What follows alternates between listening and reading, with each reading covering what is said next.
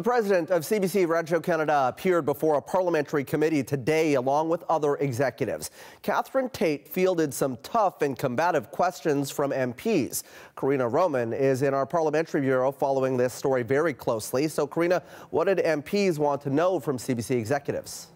Well, the number one question from pretty much all party MPs was how can the CBC president and executives even think of giving out executive bonuses when the corporation is facing 600 job cuts and 200 unfilled vacancies, and also wanted to know whether she would recommend to the board of directors that such bonuses not happen. And there was questions about whether or not she was tone deaf to how Canadians are feeling about this issue. Have a listen to this exchange.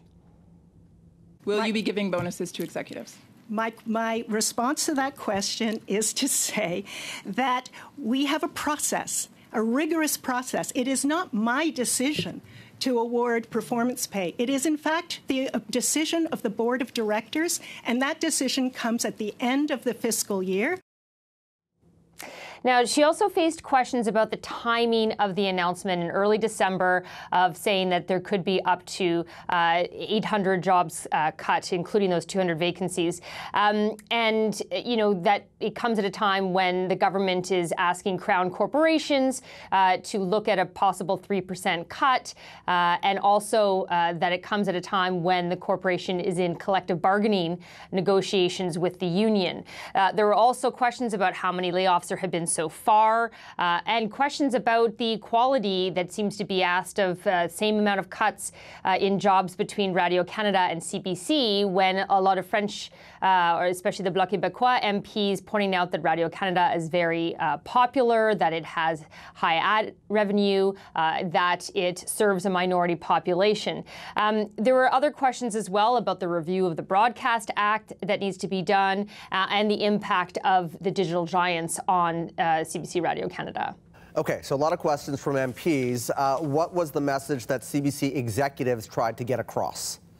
Well, on the issue of bonuses, since that really dominated the committee, Tait took great pains to explain how the process works in terms of how it's part of a contract that's signed with an executive, and a portion of that is performance pay to be determined at the end of the year. But after being pushed a number of times, she did agree to consider recommending to the board of directors that perhaps they need to reconsider both the actual giving of this performance pay and the process by which it's done so. In terms of the layoffs, we did also get an answer on what has been done so far. 100 layoffs so far, 50 from the CBC side, 40 from the Radio-Can side, and 10 from the corporate side.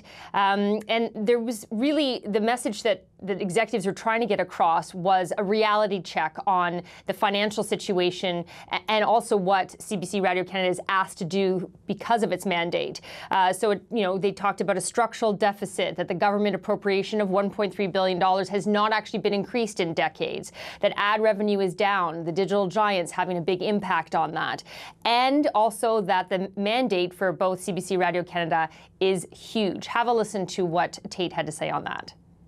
Nothing short of a miracle, what we deliver with the limited amount of money that we have. 2 languages, 6 time zones, 8 Indigenous languages, television, radio, digital, streaming, audio. It's spectacular, the work that we do. And we could be more present in more communities.